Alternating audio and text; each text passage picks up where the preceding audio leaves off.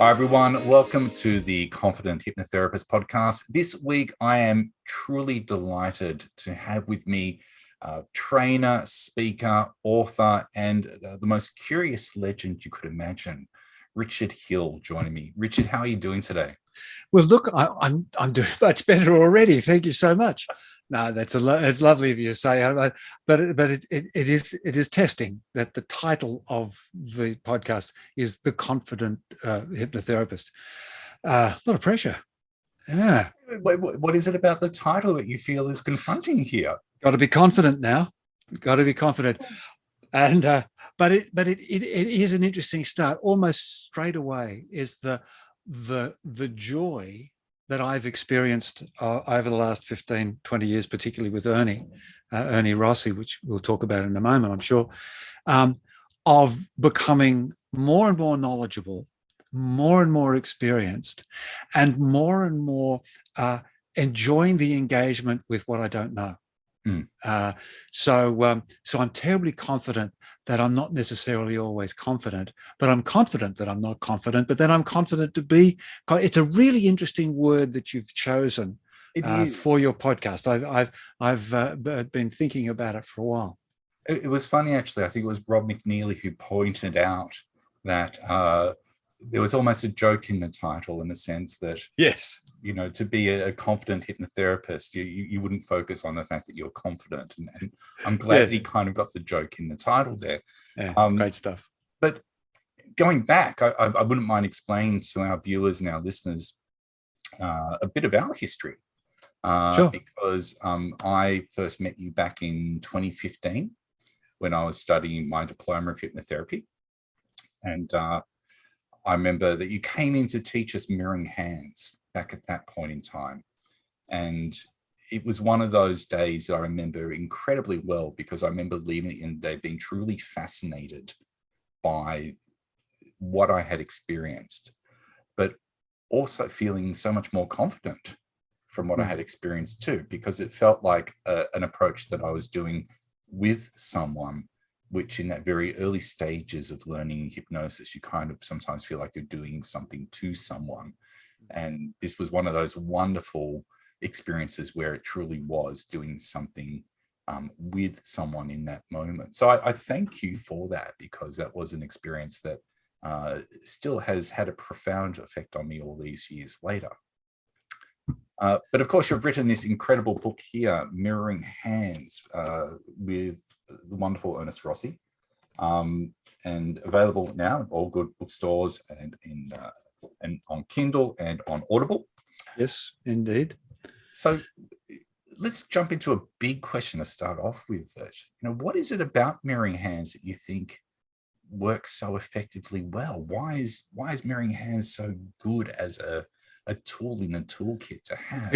Yeah, it's a question that broadens out into a couple of areas. Let me go one area, but slightly more pragmatic in its frame, is where it has flowed from, and the pedigree of this is slightly ridiculously fantastic, in the sense that Ernest Rossi, certainly, as we've been talking about, and he's probably become more well known for his scientific work, looking at genes and the psychobiology of gene expression, and going into quantum as a great thinker and a great innovator of thought. But of course, he worked with Milton Erickson all through the 70s.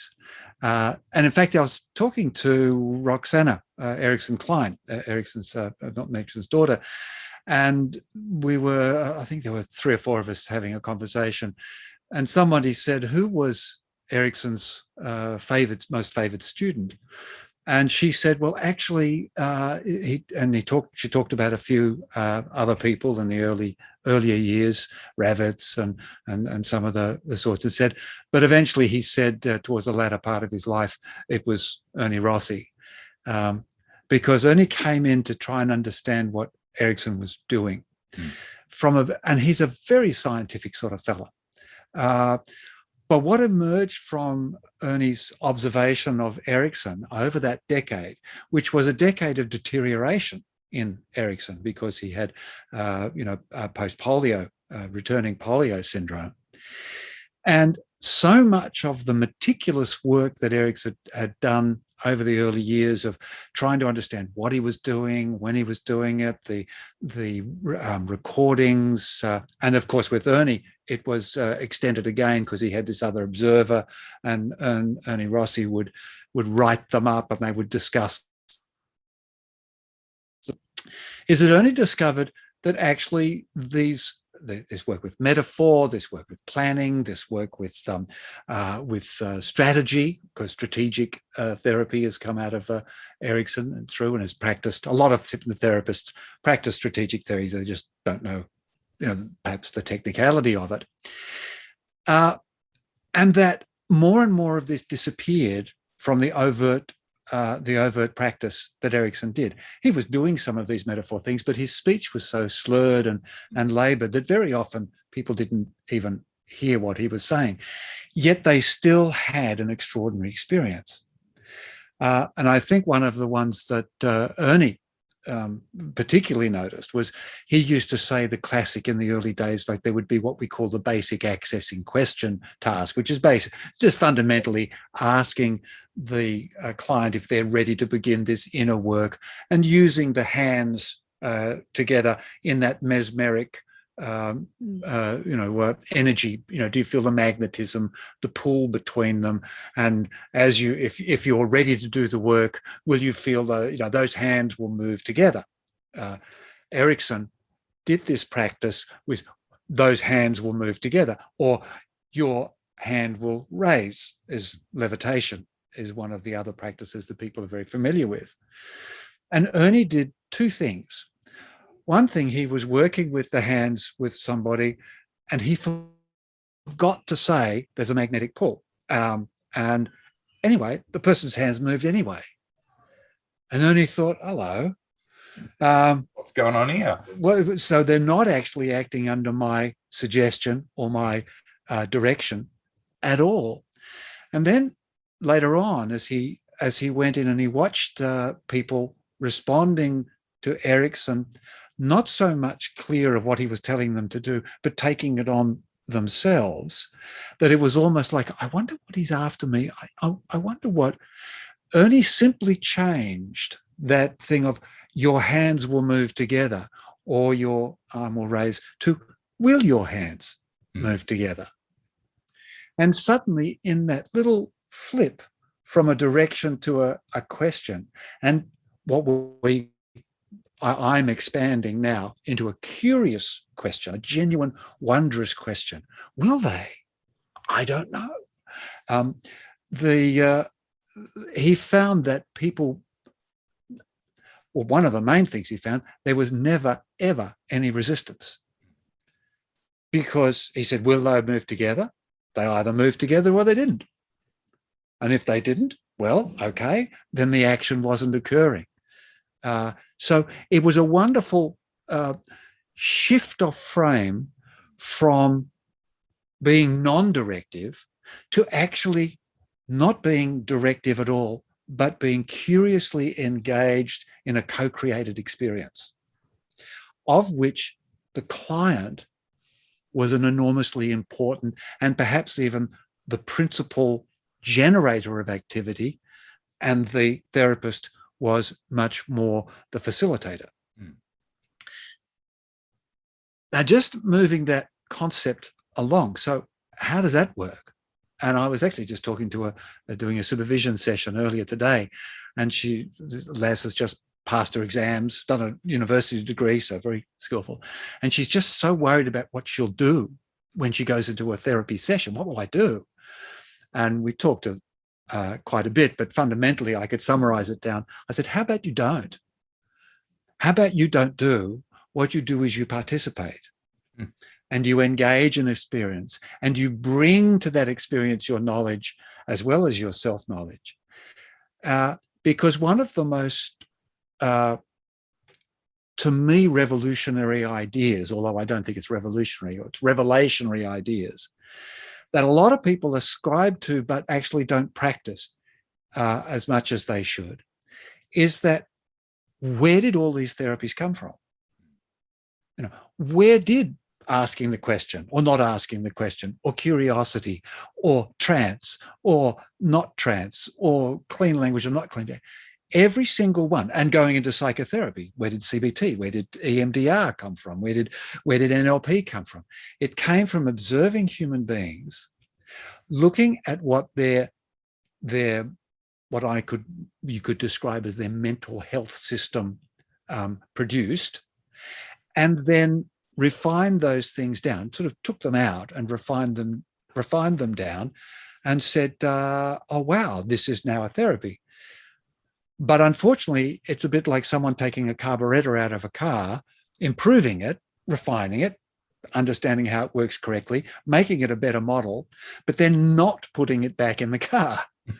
So what we did was sort of put our therapies and we sort of separated them. So now we have NLP as a totally separate form of expression to maybe some other type, maybe to psychotherapy, maybe to we even have hypnotherapy is broken up into sort of, you have your Elman style and your Erickson style. Direct and the permissive, and and all of them are not styles, they're not anything. They're individual expressions of a single human being who will require that particular facet or expression or differentiated element at some time.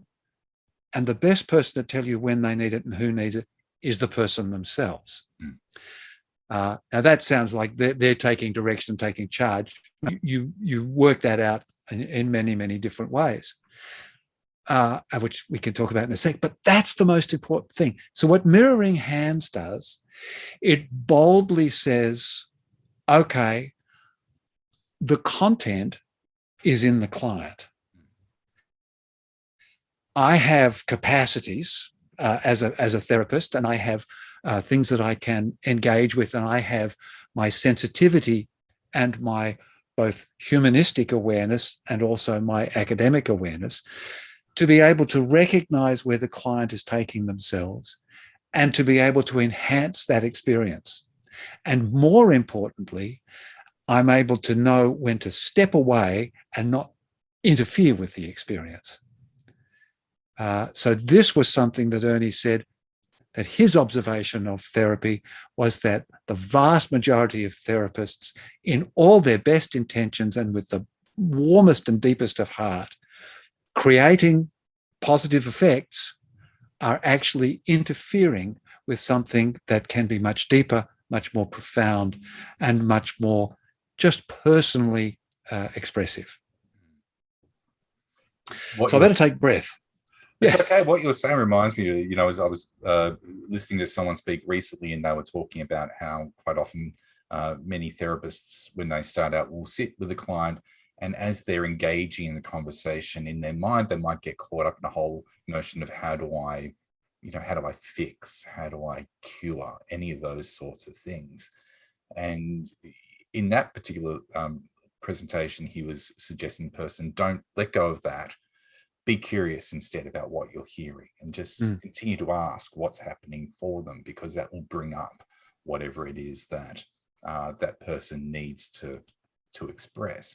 And it's kind of echoing in what you're saying to me right now as well. Oh, very, very much. We have an intrapersonal mental health system. We are basically organized both biologically and psychobiologically to move towards well-being. I mean, the idea is that we survive and we're desirable. Otherwise, we wouldn't have a species. We'd have been wiped out ages ago. And so we have this intrapersonal system that does this. But what human beings have, and some other species as well, but certainly human beings, is we have an interpersonal mental health system. So we actually co-regulate and co-educate and co-emote. And this is terribly, terribly important in therapy, because a therapist certainly can do something in the appropriate moment, and it's wonderful and necessary and fabulously effective because they're putting the contribution in. But there's also the time when they step back and allow the client who is already doing the process to keep going and maintain that. And the trick is, when do I step in and when do I step out? So what we do in mirroring hands is we sort of take the assumption, let's step out, and rather than being in and then having to get out of the way, let's get out of the way and actually, even to a fault, be out of the way. So one of the things that is the most important little lines or pieces of dialogue that's used through the therapy that you rarely hear in others is when there's been silence for some time, or there's the client is, we're not sure what the client's doing. We'll say, is there a word or two you would like to share with me? Only if it's helpful for you, and only if you want to do so. Otherwise, would you like to just continue with your own private work? Now, that's a line put into for the therapist because we're getting paranoid, thinking, yes, oh my God, nothing's been said for 10 minutes. But I spend most of my time going around the room just saying to, when people are doing, practice sessions, little breakout sessions, just telling them to be quiet. And they're saying, oh, yes, but they're not saying anything. I said, but look at their face. And then they go, oh, yeah, their eyes are moving. So EMDR. Mm-hmm. I've seen this many times, people doing spontaneously doing EMDR, mm-hmm, because EMDR, the eye movement desensitization process, is a natural thing. Francine Shapiro found she did it naturally. Process. Yeah. And it's just what we do. Now, they've taken it out and formalized it. And as soon as we formalize something, we diminish it a bit, but we don't destroy it at all.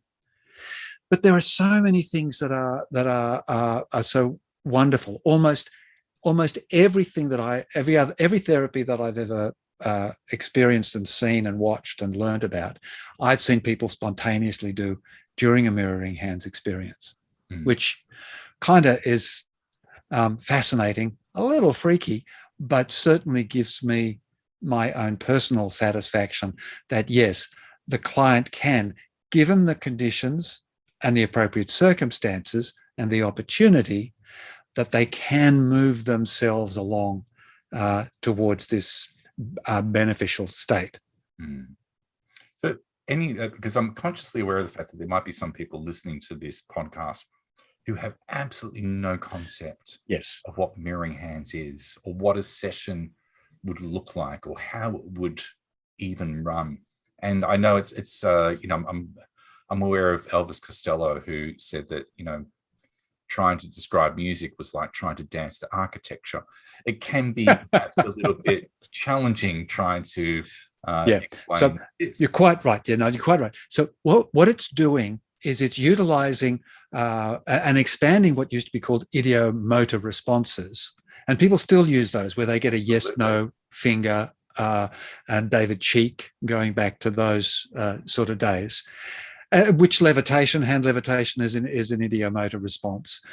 And I loved it when I said to Ernie, I said, why don't you just do the levitation? He said, oh, it didn't work all the time. Oh, Erickson had terrible trouble sometimes. And I went, oh my God.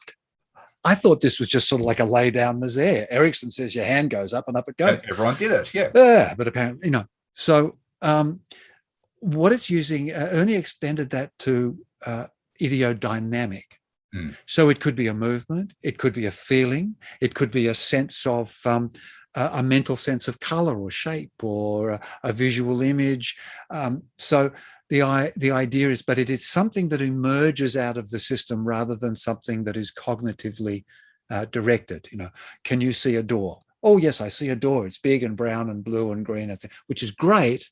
But it's like, I wonder what you see.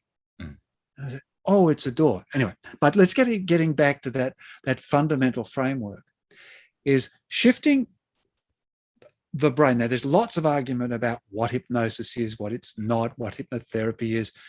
But fundamentally, there's an inner mechanism. There's a set of internal mechanisms that is beneath our conscious awareness that organize our body and produce beneficial that also they produce bad things, but let's not talk about those, but they produce beneficial results.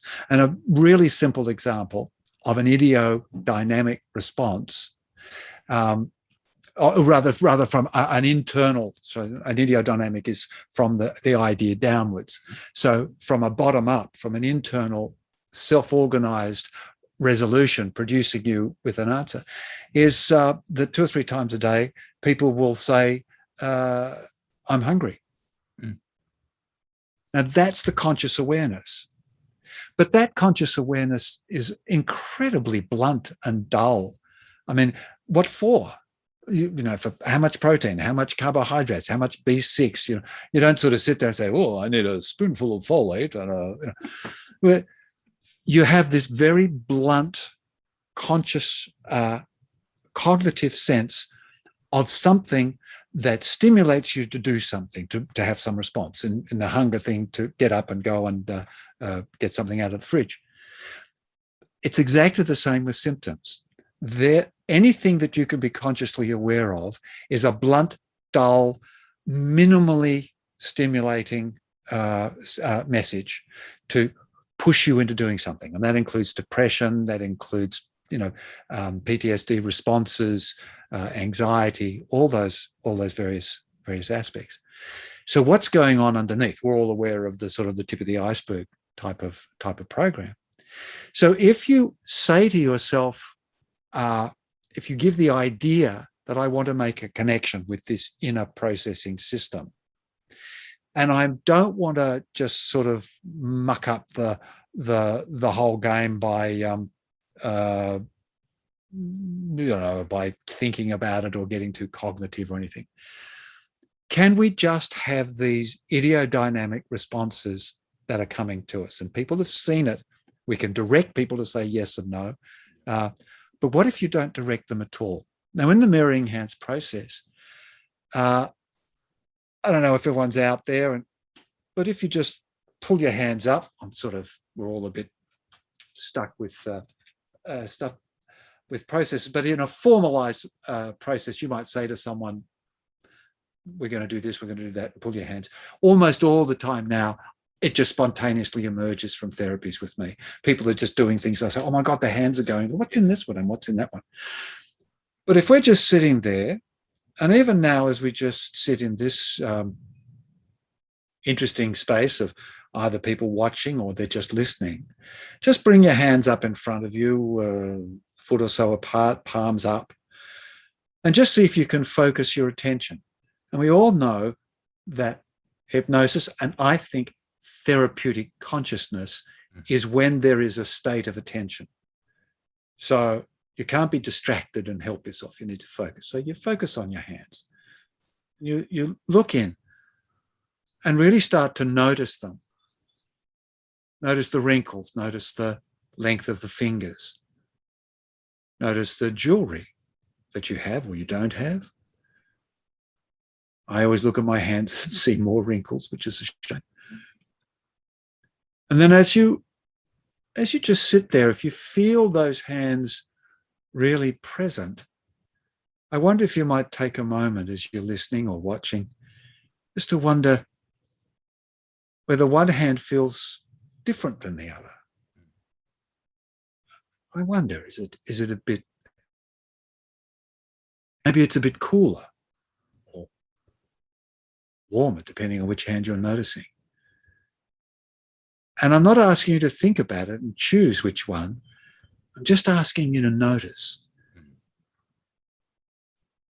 I've done this 870 billion million times, and my God, this hand is cooler and it's a bit heavier. And I didn't ask for it. And I wonder if anybody out there has just had that little experience. Or maybe they had a twitch, they had a little finger twitch or something that just made one hand distinct from the other. Now that's the beginning process. That's it. That's the induction. In mirroring hands, you never ask people to close their eyes or keep them open. Never ask them. Some people don't even raise their hands. They just leave them down and just do it in there and visuals. But even then, my hands are like this, and I could still feel, as you were asking those questions, what the response was for them. Yeah. Isn't it lovely? Because you've experienced it before. Mm-hmm. So you're going, I don't have to formalize, but, oh, damn it. Yeah, there it is. And I mean, I do it at the traffic lights. Because we have traffic lights that are really slow, and I'll just do it while I'm standing there. Which hand? Oh, that one. And I'll put all my crappy stuff. I say, I don't know what's crappy, but I'm sure there is. Put that out there, and I want what's good here, and I'll throw just very, very simple processes of daily management. So we've got that sense already that we know we've changed. We've got an altered reality. We've got a focus of attention, because the one, but we perceive it to be, so therefore we've altered reality. So there's a number of things already going on. People will spontaneously have closed their eyes. There's all kinds of stuff happening. And what we're looking then is a very simple version of the opposites. And certainly this has been talked about and put into parts therapy, where they'll say, put this part here and put that part there. The difference in the mirroring hands approach is that we really trust this idea that the client, given the opportunity and the appropriate circumstances, they will be the best arbiters of what to put forward. Now, just say, sure, it goes on all kinds of different directions, but let's not talk about the complicated versions. Let's talk about the fundamental framework of it. And so you might have something like in therapy, like anxiety or pain, but you also might have something like overeating or smoking. Now, even still, in mirroring hands, I won't say put your smoking in that hand or put your anxiety in that hand. I'll say, I wonder what it is about that anxiety, or wonder what it is about that thing you don't want to do. Is that, which hand might be receiving that? They then choose. And sometimes it's fairly mundane and goes the way it goes. Oh, I could feel my anxiety, it was this. And sometimes they're doing things saying, oh, wow, it's not that thing at all. Oh, what I'm starting to feel now, or what I'm starting to see now. And they've immediately, it's the first example of them bypassing your beautifully well-intentioned interference to help them do the job that they thought they came to, but then actually they came to do something entirely different. Now, this is what some people call, there's sort of clean language where you tend not to impose things, and content-free. But as I say, it's full of content. The client's got it. You just don't know what it is. And until you do, shut up. And when you do, shut up.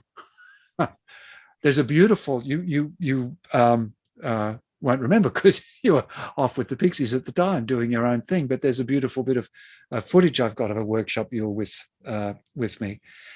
And honest to God, your hands were doing all kinds of movement. I don't know what you were working on. You did, I think you discussed it briefly afterwards. There was a woman sitting next to you who was also doing all kinds of stuff. There was a great deal of passiveness. I would say that there was not a word spoken for 15 or 20 minutes. And yet afterwards, there was a host of enjoyment and pleasure and benefit that was shared. I don't know whether you remember that session, but I've watched it a number of times, and you were particularly, there was not a moment there that I thought, oh gee, I wonder if Lawrence is still working. I've been to a couple of trainings of yours now, so it could be. Yeah, so it depends. But the first training I actually had of yours was with a class that I wasn't normally with. So I remember walking into the class thinking, I'm not going to know anyone. This is going to be an interesting experience in itself. Yeah.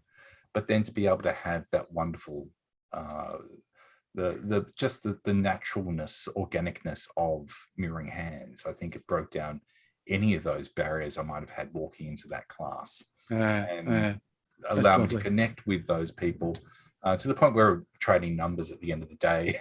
Yes. Yeah. It was great.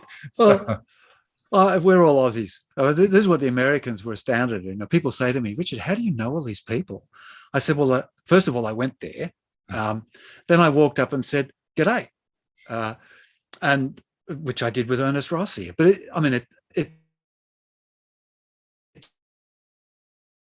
I was of suitable simpatico with the work they were doing, and the very complicated scientific aspects of it. So I think what's beautiful about the nature of the mirroring hands process, first of all, its approach is applicable all over the place. Yeah. I mean, it doesn't matter what sort of techniques you do. But it allows for the experience to emerge first, and then the therapist can move in. But I must admit, I've never had to. I've never had to. There was a wonderful experience I had where a woman was just doing a demonstration in Melbourne. She just got, one of the students got up and she began to work, and then it was more or less, I said, I don't know what you would like to work on now, but I wonder if what you need to work on wants to express itself, wants to come out into one of the hands. And she began to do stuff. And it ended up being really deep. It was going back to a traumatic experience time she had when in her early childhood, where she caught an infectious disease and was put into hospital and was isolated, and nobody could get in, and she was so angry at her mother and angry at the nursing staff, and she'd held that anger and trauma, too young to realize that it was actually all for the good in the long run. And she still had it, and she did this in the demonstration. Thank you very much. That's the trouble. It's lovely doing these demonstrations where you've got a script or you've got a particular purpose and everybody does exactly the same things. You do a mirroring hands demonstration. Not sure where it's going to go. Oh, no. So anyway, she started to remember this thing, and she starts eliciting words occasionally. She'll say, "Oh, the bastards! Look at them! They're just..." And I'm going, right. I was just there, participating, maintaining the opportunity, maintaining the safety, using words of yes, and the courage you have to maintain. Can you maintain this just a little longer as you benefit? These dialogues, we talk about all this in the book, and also I've got the video training program, which I'll tell in a minute. And she went, and then she began, tears were flowing, as often happens. And of course, that terribly uncomfortable thing when it gets really heavy is the nose starts to run. And it's like, oh, poor Dunning. So I just grabbed a tissue from somebody in the room, and they had one there. But I didn't give it to her. Again, this thing that Ernie had drummed into me, keep out of it. If she wants a tissue, she'll open her eyes and say, give me a tissue, or whatever. So I just held the tissue up in the space. And anyway, at some point, she took the tissue. And in fact, one of the students said, "Oh, your hand just moved in slightly at the same moment she moved hers. Did you think about that?" And I said, "No." So there's that co-created, co-trance. There was an unconscious movement. Yeah, we were mirror neuron engaged. Anyway, I moved the tissue. She took the tissue. She blew her nose. It actually was. It was a revealing. It totally was that one of those aha moments, because she said, "Oh my God, I can blow my own nose," and that's what I've been doing all my life, saying you've got to make up for not blowing my nose, and putting them in the isolation and demanding that everybody else care for her. And she had to be looked after first. And in that moment, her life changed. It was just one of those extraordinary things. But afterwards, somebody said to her, that tissue, what was it, the tissue? She said it was the weirdest thing. I could see it floating in midair in front of me. Her eyes were fully closed. So I just reached out and grabbed it when the moment was right.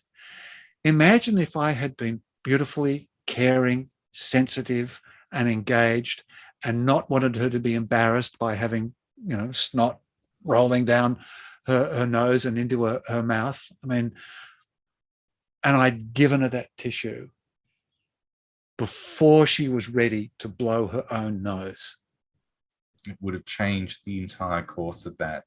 Yeah. For her. Still could have been terrific for her. She still could have got great stuff. But the breakthrough was her grabbing that tissue and blowing her own nose. When she wanted to. Yeah.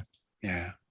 And that was a great lesson. They're not always as tempestuous as that. Well, I remember one story of yours where there was a lady who had been to several therapists for a particular issue, and she kind of came into your office, I believe, kind of saying, "Well, we've got 15 minutes or something." No, she was great. She was great. Because our front door is open. You come in, and my room, has a sliding door. But anyway, she just knocked on the door, and I looked up and went, "Oh, hello." And she said, "Yes, look, I'm off to see my psychiatrist." I write about it in the introduction to the book. I'm off to see another psychiatrist or something. I've seen everybody. I've read everything. There's nothing you could tell me that would be any new. But I'll give you 60 minutes because your poster at the front looks interesting. That's always how you select. Obviously. So she went off and she came back, and this is this other aspect of what I'm starting to do trying to do a lot more deeper work on, what we call being client responsive. So we've learned how to be client-centered. And I think a lot of our work, even when we're being directive, the client's the important thing. They've come for something. We're trying to get to what they're on about when, we're not being terrible people. But to be client responsive is where you actually wait until it comes from the client, and then you reflect it back. You like feedback through a system. It goes back. And sometimes it can put you into improvisational hazards. Anyway, so she's doing the work. She spontaneously started doing stuff with her hands. So I said, show me the hands, bring them out.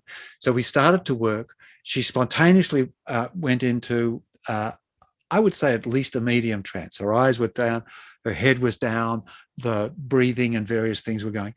But she would pop her head up every now and again and go, look at a watch and say, "You've got 25 minutes to go." And then go straight back into trance. It was interesting. And then at one stage, we'd been going for, I suppose, about 30 minutes or something. And she looked up to me because obviously something was happening.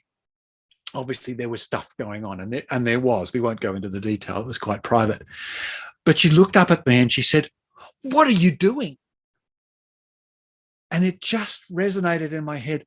You've just told me that you don't trust anybody. Nobody knows. You've seen everything. There's nothing I could know that would help you. So if I had said, "Oh, I'm doing this incredible process that was developed by Ernest Rossi and Milton Erickson," and that she would have just gone, "Oh, another friggin', And honest to God, Lawrence, it was so scary. I just looked her in the eye with all genuineness and I said, "I don't know." And she looked at me and I said, "It's just happening." And she went, "Okay," and went back. And we did have an extraordinary revelation, and we figured out why she'd had all this therapy. Fundamentally, she had a mask. So what we developed was this persona, and her hands had eventually moved into this mask that she is, this, brazen thing, was over the top and protecting. But what it was she was unrevealed. So nobody knew who she was. And I said, I wonder if the mask can take a rest now. I still didn't say, let's bring those parts together. I still didn't say, now integrate. I still didn't give her what would have been a very well-intentioned therapeutic process. So I wonder. And then it was up to her. And so she sort of relaxed her hands. And what the therapist had been doing all the years was trying to repair the mask. And you can't get rid of your armor. I mean, it was stupid. So she resisted. And that was a process. I just didn't give her anything to resist against. I didn't give her any therapeutic domination or even excessive kindness. And that was a big lesson. Mm-hmm. I think that's a kind of client that would freak most people out, if I'm completely honest, to have someone look up and go, "What are you doing?" I know Freak the hell out of me. It would be the thing of nightmares for some therapists. Yeah, and I think this is very true. Right? So that not all types of open therapies are for every therapist. I think this is something you grow into, you develop in your own way. I think your own humanity, the fact that, I'd spent 35 years doing other things, I think was very helpful, because people would be sitting there with life experiences that I was well aware of.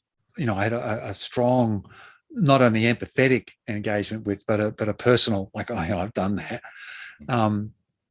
But of course, realizing they'd had their own experience. So it is very personal. And I still think that some of these, that all therapies have a beneficial effect, have the potential to have a beneficial effect.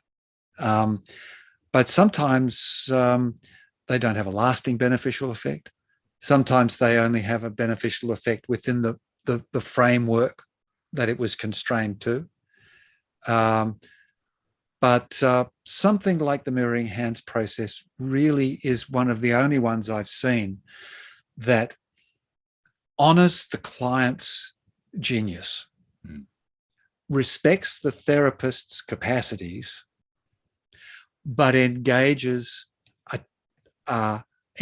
with the truth of what they create together.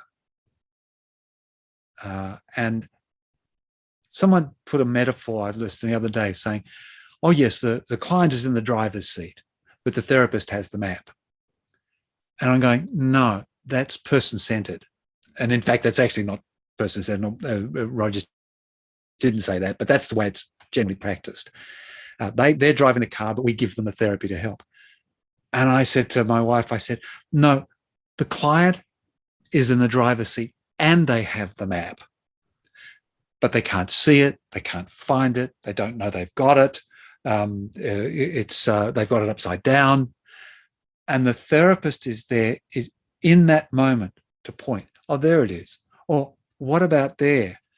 And I've had many people that I've sort of gone, "Oh, what about that road there?"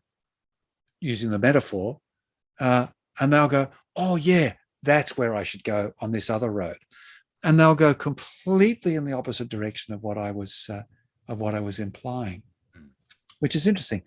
But having said that, do I occasionally get quite directive with people? Yeah, because they tell me. And so they ask me to. So I'm responsive.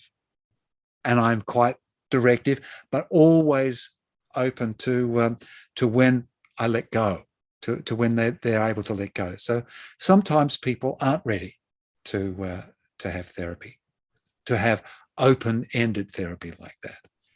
And so I do have to respect that. No, I don't want to imply to people that suddenly I just have people sitting down, I don't do anything, I kick them out after an hour, and then I say how wonderful it was, Yeah. I'm even just thinking from a therapist perspective, though, when we look at how a lot of hypnotherapists are taught nowadays, they're kind of taught, let's do parts, and let's do, regression, and let's do all these different kind of processes that generally are quite directive. Part that does this, and now, thank that part, and all that sort of thing. Whereas what's really brilliant about this, as you mentioned, you kind of set things up, but then you get out the way. Yeah, and that almost goes against what a lot of it does. It goes against that. It's basically saying, don't you do anything. Give the client an opportunity and circumstances, and see what they do. Are they going into parts? Good. Are they going into a regression? Good. Go with them, support them, have the knowledge that can make sure that they have the most positive experience. Because clearly, if they were able to do parts integration, or if they were able to do regression stuff, then they wouldn't be in therapy. They'd have done it spontaneously. I've got a client at the moment that's working with sexuality, And there's a bunch of things. There's about 4 or 5 things that we could actually, clearly delineate that are interfering with her ability to get it right, to get the truth in her own sense of things. And religion is in there, and a whole bunch of messy things. But I don't know if anybody's seen the show Atypical, which was one of the Netflix or I have not seen it. Oh, you got to look at it. It's so fantastic. He's autistic, and of course he's atypical, but everybody's atypical. Everybody's weird. So it's fantastic. But there's this beautiful other character, and she ends up realizing that she's bisexual. And in that realization, she has a great breakthrough, and then has a sense of truth about herself, and so on and so forth. But she does it all just through life experience. Mm. And I can see the therapy, the therapeutic events that are leading to what's going on, and that a therapist may have helped her experience as she went along. But this is the whole point. Therapy has been existent in our social experience for millennia. Mm. And what we got to do is we got to stop screwing it up. And our modern culture has a lot of things that interfere with our capacity to be mentally healthy. It really is difficult, as we are with our physical health, with pollutions and various other things. We have the win-or-loser world. We won't go there, but it's in the book. it's in the book. Richard, if people wanted to experience more of your insight and wisdom and wonderful knowledge, how can they do that? Well, there's a few ways that I'd love them to join in. I mean, you can just go have a look at the website, which is richardhill.com.au. I thought that was handy. I should be able to remember that. So that will take you to the work and look into the book and various aspects. There's lots of videos that you can find in there. There's the Facebook group, Mirroring Hands. I think it's a way of practice and a way of being. Very pretentious, but I was feeling poetic at the time, and you can't change anything once you've done it. But just go Mirroring Hands, search that, and there's lots of demonstrations.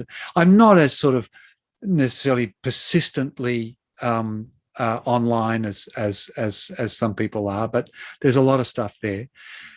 Now, for those of you that are a bit science-minded as well, going to psychotherapy-minded, what we've got is I've got a 6-hour video training program, which is based on the book, and kind of gets you through the theory and through some practicals, and gives you a really good framework. Eventually, I'll be out again doing live workshops, so that'll be the next thing. But keep in mind there, put your go to the website and give me your email so you can find out about it. But there's great 6-hour video training program, and I think we had that out for 100 and something bucks. Very reasonably priced when it was, which is very well. Now it's even better. First came out, and it was like, this is extraordinary value. Well, thanks for that. But now it's even better, because we've actually put it into the other project I do, the Science of Psychotherapy. So you can come in and just become a member of the Science of Psychotherapy, registered, which is $100 for a year. Geez, that's good value. And you can access the Mirroring Hands. You can access then 1,000 hours of information, articles, videos about neuroscience, about psychotherapy, all the stuff we've got from authors that we've had over the last decade or so. And it's a fabulous place to come in and learn whatever you want. You'll see that we've broken it up to a whole bunch of resources everywhere, from the psychotherapies to the practice. And there's a little bit of stuff there, certainly, from in the hypnotherapy. So and then finally, so that's the scienceofpsychotherapy.net is there. The scienceofpsychotherapy.com, you can go in and access our podcasts, which we also do. So you'll find there's stuff there. Michael Yapko's done a few, and we've done things. But again, if you're interested a little bit more in some of those other areas of science, we've got it in spades. So there you go. That's how you can do stuff. For those that are keen to get this book, it's a sizable volume. It's really comprehensive, this book. So there's a shitload of stuff in that book. And I should add that if you get the Audible version, Richard is narrating it himself. I am the reader, and we try and give you a little bit of theoretical growth and then some experiential. That a little bit more theoretical growth, then more experiential. And it was lovely. Eric, again, Roxana Erickson-Klein said, "I love the way this book evolves and opens up and emerges along the way." So Ernie was pretty pleased with it too. It's a wonderful read. It's absolutely brilliant. And so, yeah, hopefully if there's anyone listening to this who is only recently stepping into the world of hypnosis and discovering who they are as a hypnotist, then, I would definitely say this book has to be on your book list to have a read. Beautiful. It's definitely up there. Richard, thank you so much for your time today. It's always a pleasure to talk to you. Well, I would have for me, I just enjoyed, although I did most of the talking, but I've loved your company, always have. So it's been very, very nice to spend some time with you. To everyone watching, thank you so much for joining us. Please stay safe, and we look forward to seeing you next time around. Take care. Bye.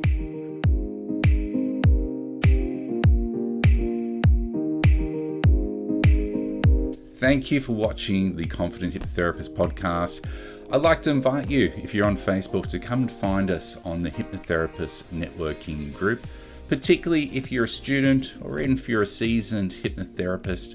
You'll find a whole lot of information there regarding continued professional development that will help to build your confidence and effectiveness as a hypnotist. Come and join us. I look forward to seeing you there.